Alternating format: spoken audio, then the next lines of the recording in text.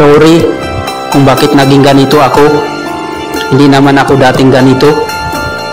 Dulot lang siguro ang lahat ng ito, ng phobia at trauma sa aking mga nakaraan.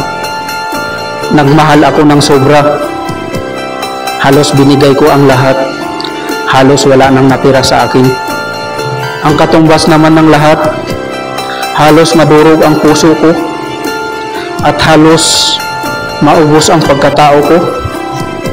Yung babaeng minahal ko at iniingatan ko at pinag-ipunan ko, iniwan ako at sumama sa iba. Hindi mo ako masisi kung bakit naging ganito ako. Dulot lang siguro ang lahat ng ito, ng sugat at sakit ng aking mga nakaraan. Pag ako nagmahal ako, binibigay ko ng buong buo.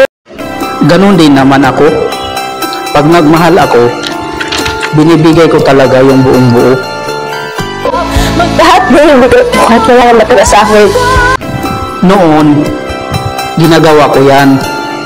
Binibigay ko lahat kahit wala nang matira sa akin. Pero ngayon, hindi na. Kailanman sa buong buhay ko. Pwede ba? Pwede ba? Sabihin mo na lang sa akin ngayon kung meron pa akong pag-asa kahit konti. Ano ka ba? Huwag kang mag-isip ng ano paman. Mahal na mahal kita.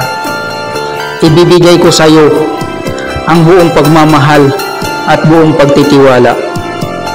Mamahalin kita habang buhay at hindi na ako maghahanap ng iba. Sasamahan kita habang buhay. At salamat na natagpuan din kita. Ikaw na ang kahuli-hulihang babaeng mamahalin ko. Sorry kung bakit nabaliwala kita noon.